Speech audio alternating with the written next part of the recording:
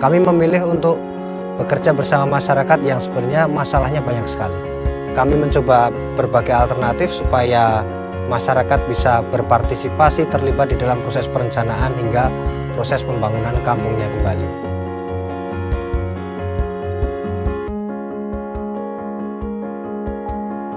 We found a very disturbing social problem in the Philippines, in one of the biggest garbage dump sites in our country, which is called Payatas.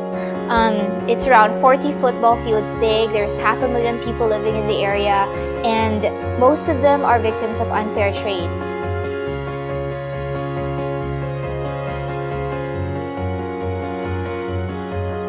We have seen a problem which is identity issue.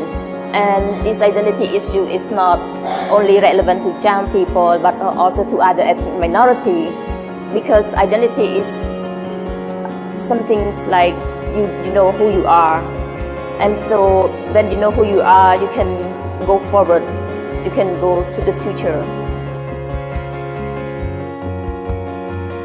I come from a community that also have no electricity.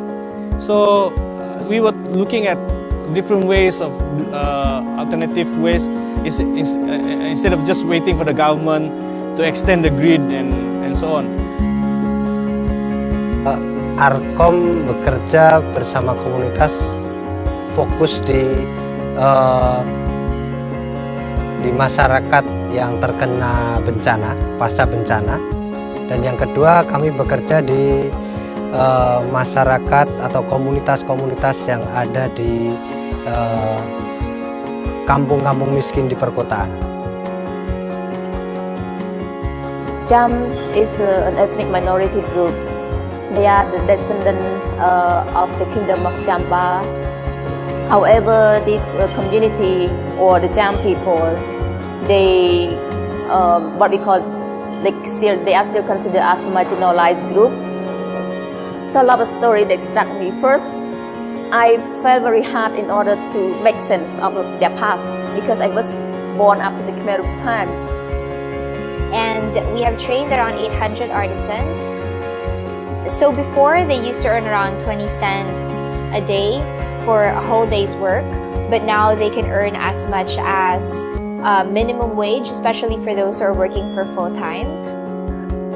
It's very funny, or it's an irony to say that some Malaysians have so much and some have none at all. For example, a typical Malaysian household uses about 5 kilowatts. But for this system in Tanjung Rambai that we installed, it supplies to 18 households of orang asli in Tanjung Rambai.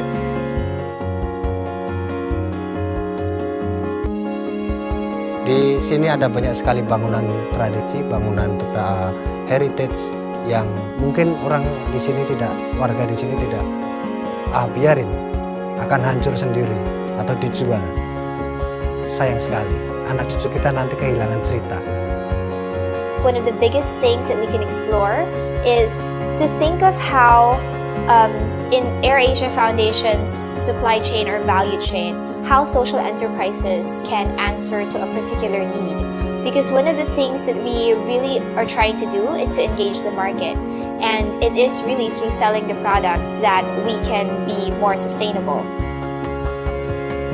We are hoping that AirAsia Foundation will support us in terms of getting a revolving fund so that the community can do a hire purchase system just for the turbine. Then they will pay it within a three years period. So more community are able to get this system instead of just waiting for a grant to be given to them. I think this is a good chance that we can connect with each other, AirAsia and the Cham Identity Project, in order for AirAsia to introduce this to the larger audience. When Tony Bung was doing this work, we came across a lot of people, and we realized that we are not alone. There are people also doing this in Thailand, in Cambodia, in Philippines, in Indonesia, and so on.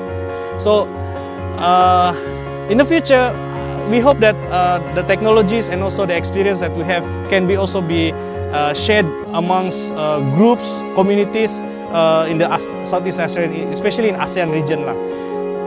Saya mengajak banyak teman-teman arsitek untuk kita jangan belajar jauh-jauh ke Eropa atau kemana. Belajarlah kepada masyarakat, belajarlah pada nenek moyang kita, karena di situ jati diri kita. Dan ini penting sekali untuk masa depan arsitektur Indonesia.